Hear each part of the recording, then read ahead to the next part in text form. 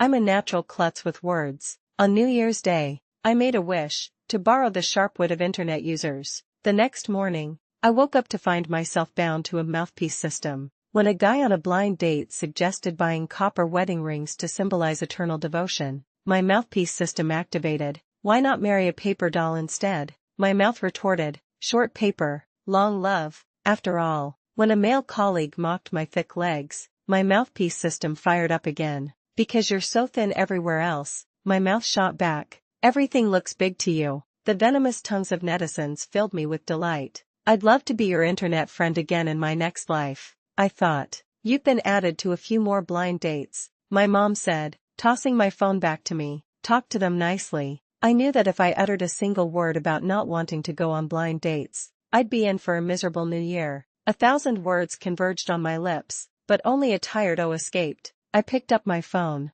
exhausted, looking at the messages that had piled up overnight, wishing I could just die. Were you a good girl today? My mouth, however, had other plans, mimicking an old man on the subway staring at his phone. I truly didn't know how to respond, so I picked an awkward but polite emoji and sent it. The man immediately replied, what does that mean? Do you need a spanking to be a good girl? Naughty babies get spanked. Teehee. I couldn't even process his words. I wanted to scream, dude, we've only exchanged 3 messages. We're not that close. How presumptuous of you. As I hesitated, a faint electronic sound chimed. Then, my hand moved uncontrollably, typing, men who don't know their place get their dicks chopped off. Teehee. Send. Block. It was only after the message was sent that I realized what I'd done. Could this really be me, the girl who usually just babbles? Wait, was yesterday not a dream? Was I really bound to the netizen mouthpiece system? To test my theory, I opened another blind dates chat,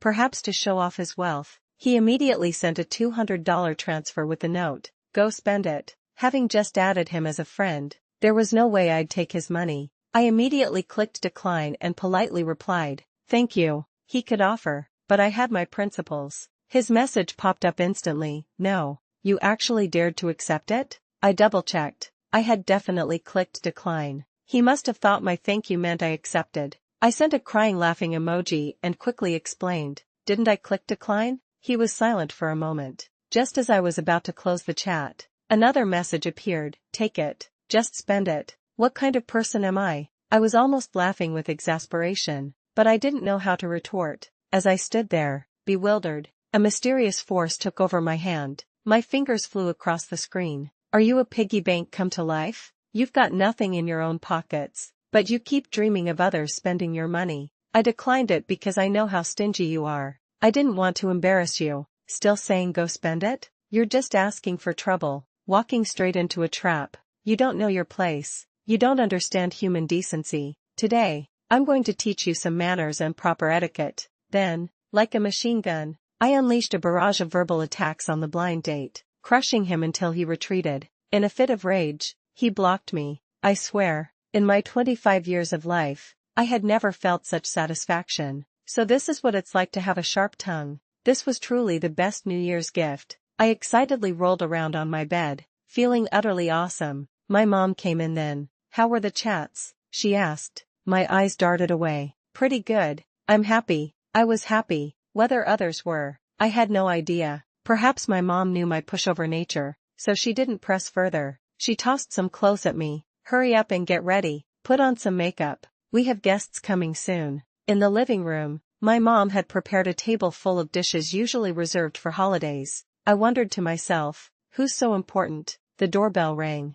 Standing outside was a young man, wearing glasses, looking a bit rigid, and about my height. He carried a carton of milk. Hello, Auntie, he said. I'm Scott. Happy early New Year. My mom's face instantly lit up. She reached out, gesturing him inside. Come in, come in. No need to bring anything, child. Come on in. She turned to me. This is Scott, Mrs. Sue's son. We dance square dances together. Then, addressing Scott, she said, this is my daughter. You've seen her photos. Only then did I realize my mom had secretly used my photos to set me up on another blind date. Soon after we sat down, she excused herself, claiming to be out of soy sauce, leaving us alone. Scott put down his chopsticks and looked me up and down. At the same time, I was also sizing him up. He seemed refined, but a bit short. No wonder my mom told me not to wear heels. He spoke first. You know why I'm here. Let's get straight to the point. I nodded.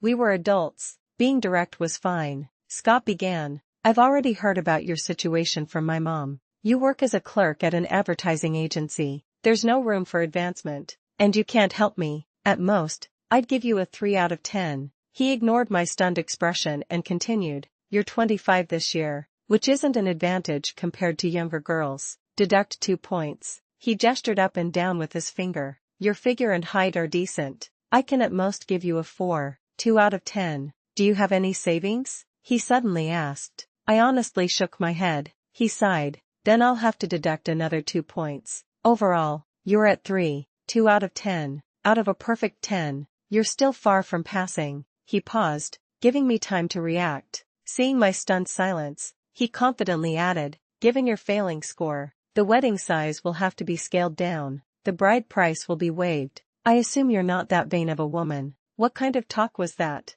The more I listened, the more irritated I became. I retorted defiantly, then if there's no bride price, my family won't offer a dowry either. Unexpectedly, this hit Scott's nerve. How can that be? He immediately asked, agitated. If my family provides the 3 traditional gifts, can your family provide a dowry? Before I could object, he added, the 3 gifts can be replaced with copper, symbolizing our eternal devotion. Don't ask for too much. His eyes were full of calculation. My family will provide the 3 gifts. How much dowry can your family give? My colleague's wife brought a house and a $200,000 car as dowry when they got married. My expression was unnatural, and I pursed my lips, unsure how to respond. Seeing my silence, he said jokingly, good men look for young and pretty women. Don't take what I'm saying personally. I just hope you can face your own circumstances. After all, once a woman is married, she no longer has a home.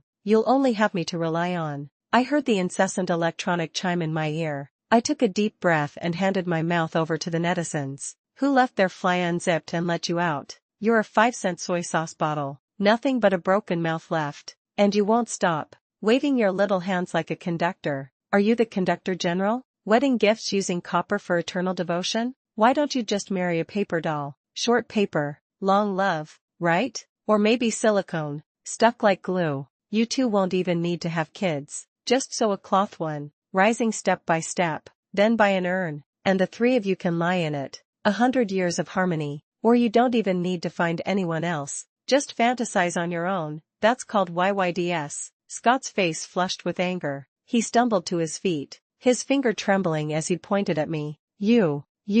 I slapped his hand away. Just talk. Don't keep pointing your stinky claw at me. I'll smash your glasses. And giving me scores like some rotten garlic? My toenails look better than you. If you can't live, just pack up and die. Look closely. You even resemble a celebrity. You're like Andy Lau's foot peel, Edison Chen's hemorrhoid, Aaron Kwok's corn, Tony Leung's nose. Ugh, just get lost. You calculating jerk. Stay away from me. My mouth spewed words like pouring beans, non-stop, in one breath. It seemed I had unleashed all the profanity from my 20-plus years. After saying all that, my entire being felt refreshed. Scott, however, did not share my cheerful mood. He let out a furious roar and overturned the table. You bitch. I'll fight you. He raised his palm to strike me. At that moment, my emotions were soaring, like a feisty rooster. Facing his slap, I didn't back down an inch. I stepped forward and wrestled with Scott. My mom entered the room, smiling, only to see Scott and me pulling each other's hair, with shattered pots, pans, and dishes scattered everywhere. Her smile froze. She rushed forward to separate us. What's going on? Why are you fighting? My appearance was rather pathetic, disheveled hair, and my collar was stretched out. Scott wasn't much better. His glasses were crushed under my foot, and vegetable soup dripped from his hair. The floor was covered in food, bowls, and debris, all testifying to the ferocity of the battle. Scott angrily pointed at me and yelled at my mom. Your daughter has no manners. She's like a shrew. This is just a blind date, and she dares to hit a man. If she were to marry in, she'd probably walk all over me. No wonder she can't find a partner despite all these blind dates. Whoever marries her would be doing society a favor. Hearing his snide remarks, my mom's face darkened. She looked at me, full of reproach. Lily, Scott is a guest. No matter what, you shouldn't hit him. Apologized to Scott quickly. I knew my mom valued her reputation above all else. My behavior made her feel embarrassed. In such situations, she would often compromise me for her pride, and I would obediently apologize. Hearing my mom's words, Scott arrogantly lifted his chin, waiting for me to lower my head. My eyes welled up, and the familiar electronic chime sounded again. The front door was ajar, and neighbors were peeking out because of the commotion. I surrendered my body to the netizens. The netizens didn't disappoint. In an instant, I was possessed, crying and sobbing as I bowed to Scott. "I'm sorry," I said. I really shouldn't have been so unreasonable. Seeing that the neighbors had come out, I raised my voice. "My family isn't some high-ranking official or powerful figure. If I don't get financial support, what's the point of marrying me? Scott, don't worry, I'll agree to all your conditions." I turned and pulled my mom, my tone firm. "Mom, even if Scott's family doesn't offer a bride price, our family can't fall short. We must provide a house as dowry, and it will be solely in Scott's name." I then pulled Scott over. "You said earlier that your colleague's wife brought a $200,000 car as dowry when they got married. My mom is here today. Let her buy you both a house and a car. My family will pay for everything to ensure you don't lose face." I sighed dramatically. "I've thought about it carefully, and you're right. After we're married, we'll be one family, and my maiden family will be outsiders. I'll definitely devote myself to you." "What?" My mom's nose almost twisted out of shape. She grabbed the stunned Scott. "Explain yourself. You want my family to buy you a house and a car, and only put your name on it?" Facing my mom's fury, Scott swallowed, his neck stiff. "I'm just telling the truth. My colleague's wife." Before he could finish, my mom interrupted him. "We're from a small town. Everyone knows everyone. You think you can fool me? You're talking about old Manley's son, aren't you? You didn't mention how much bride price the man gave. You only care about what's in the woman's pocket. You're not even married yet, and you're already instigating my daughter to say her maiden family is outsiders. If you really get married, will you make her cut ties with us? Are you trying to take advantage of us?" My mom pointed at Scott's nose, spitting as she spoke, giving him no chance to talk. The more she talked, the angrier and more agitated she became. Disregarding the neighbors who were watching, she grabbed a nearby broom and started hitting him. "You little brat. Trying to show off in someone else's house. I'll ask you, what's the meaning of throwing things and hitting people in someone else's house? Your mom, Emily, ran off with a man for a bowl of plain porridge when she was young. Now that she's old, her son is still a good-for-nothing ingrate. She married a short man and gave birth to a flawed son. You three are truly a calculation, born as humans, and still calculating against me. Get out of here, like a clay jar. Roll as far as you can." I thoughtfully replayed the scene. When it came to her own interests, my mom didn't seem to care about her reputation as much anymore. She glared at me, but in the end, said nothing. "Calm down." She probably understood the cause and effect. If she hadn't blindly told me to apologize first, I wouldn't have said those things. After this incident, I seemed to know how to get along with my mom. Now, she didn't even need to rush me. With the system, I felt like a war god had descended. I was incredibly strong now, and I even fell in love with blind dates. If I didn't go on a blind date for a day, I'd feel antsy all over. Our roles had completely reversed. "Mom, when's the next one?" I'd ask. "You're too slow. I'll ask around for you." She'd reply, "Okay, Mom, hurry up. Can I go on one this afternoon? Don't rush me." "What's the hurry?" Every time, I'd say self-righteously, "How can I not be in a hurry? I'm practically 30. When others my age have kids old enough to buy soy sauce, I'm still alone every New Year. Isn't that sad? Isn't that embarrassing for the neighbors to see? Can't you introduce me to someone?" Mom, please introduce me to someone. It's buy one get one free on bubble tea, and I don't even know who to give the second cup to." Mom, I want a partner. I think about men so much every night I can't sleep. Every day, I'd badger my mom from the moment I woke up. Partner.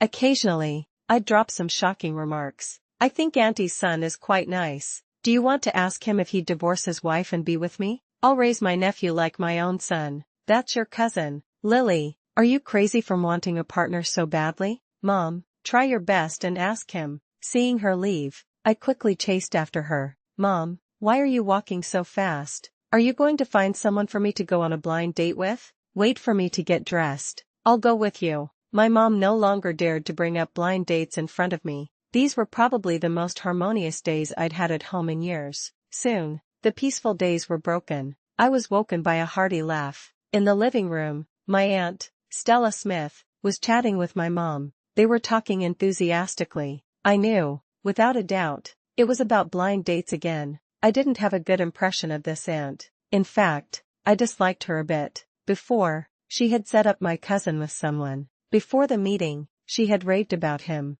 saying he dealt in multi-million-dollar deals and had recently returned from overseas, with connections to the government. Later, we found out he owed millions in the country, had gone to Myanmar to commit fraud when he was desperate, was arrested and brought back to the US, and had only recently been released from prison. The most exasperating part was that this person was the son of her boss's wife's brother. Her original intention wasn't to set up my cousin. She wanted to use it to gain favor and get a promotion online. Her visit today couldn't be for anything good, but I wasn't afraid. I had countless netizens backing me up. Thinking this, I smiled and walked over. Auntie Stella, you're here. Usually, I didn't give her a pleasant look, so my sudden friendliness surprised her, but she quickly recovered and praised me to my mom. Lily has grown up. She used to be so quiet. Work really changes a person. I didn't respond, instead pouring a glass of water and handing it to her. How's my little cousin doing? Is he studying well? What did he score on his final exams? Stella took the water, smiling.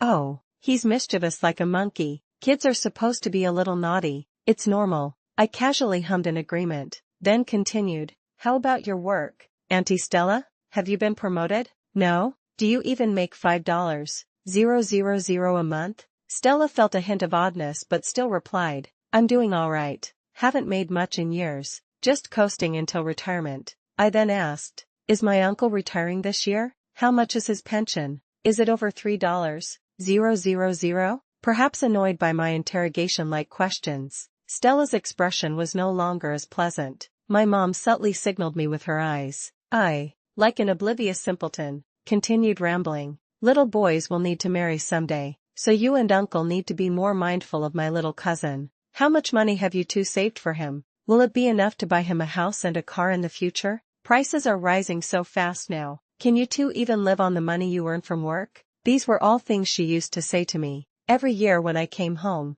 it was like a criminal trial. She'd grill me about everything, even what I ate daily. Now, I was simply returning the favor. Stella forced a smile that didn't reach her eyes. She just grunted, not responding to me. I mimicked her past behavior, warmly pulling her hand. Oh, Auntie Stella, I'm just concerned about you. Why do you think I only ask you and not others? It's because we're family. My mom couldn't stand it anymore. She cut in. Don't you want to go on blind dates? Your aunt is here today to introduce you to someone. At this, Stella seemed to be in her element. She cleared her throat. I know you have high standards from going to college, so your mom told me you want a partner, and I found a few excellent ones for you. She rattled off several, but their conditions weren't to my liking. Finally, her face hardened. Just marry one first, and let the feelings develop slowly. My mom chimed in. There aren't that many perfect matches. Just find someone you can live with. Ah, yes, I sighed.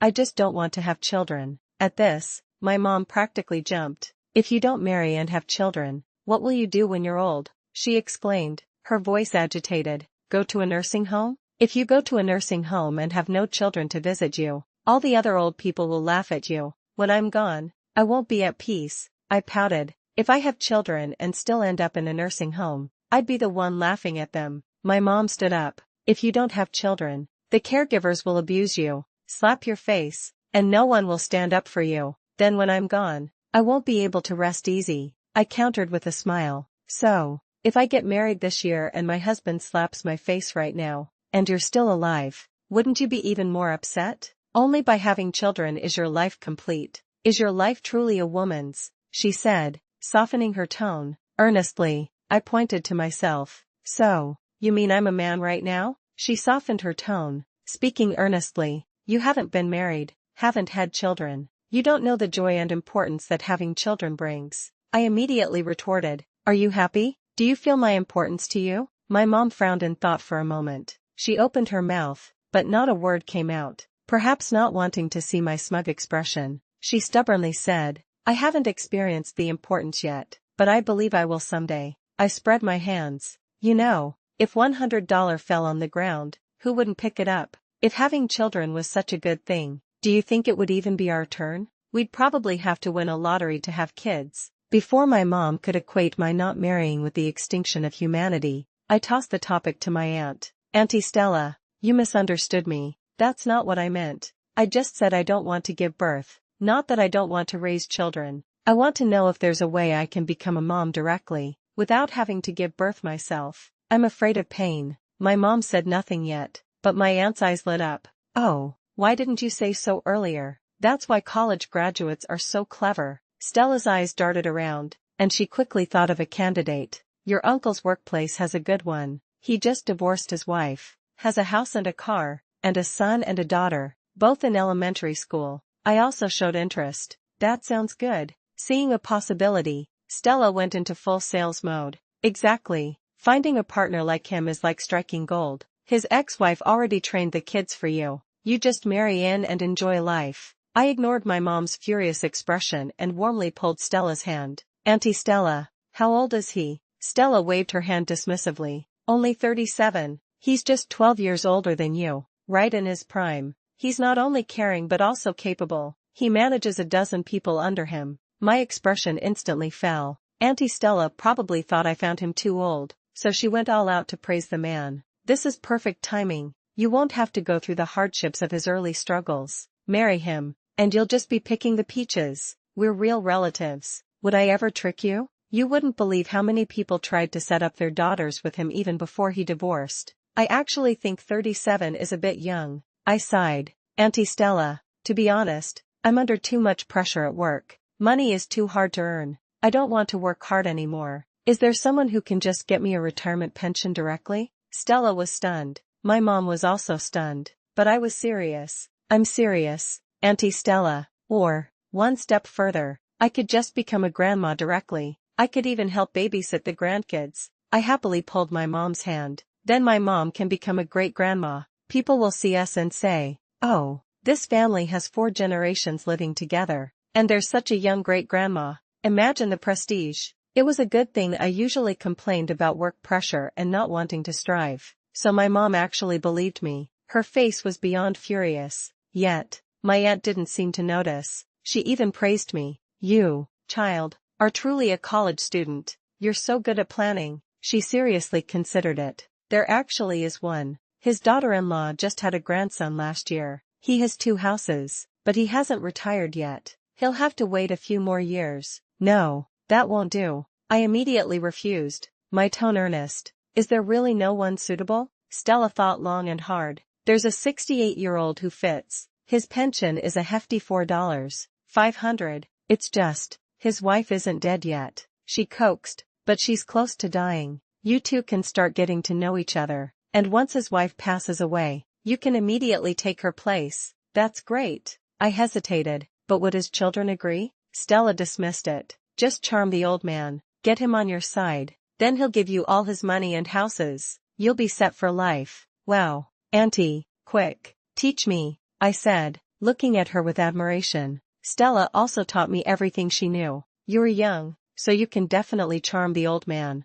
Once you're married, you do this. We chatted animatedly for a while. After a long silence, my mom suddenly grabbed Stella and stood up. She pulled her aunt's arm and pushed her towards the door. Stella Smith, I asked you to introduce my daughter to a partner. And what did you introduce her to? A divorced man with 2 kids is bad enough. But you want her to be a mistress to an old man who's practically in his grave? My aunt's face also fell. She immediately retorted, Sister-in-law, you're wrongly accusing me. You heard the whole conversation. Lily herself suggested it. I was just being kind. She has no brains. But do you have no brains either? Has your 50-year-old brain been eaten by a dog that you can't tell right from wrong? My mom's chest heaved with anger. Get out of here immediately. From now on, our 2 families are not to contact each other. Auntie, my voice was not loud, but just loud enough for my mom to hear. I said nothing else, just pointed to my phone, signaling, let's keep in touch privately.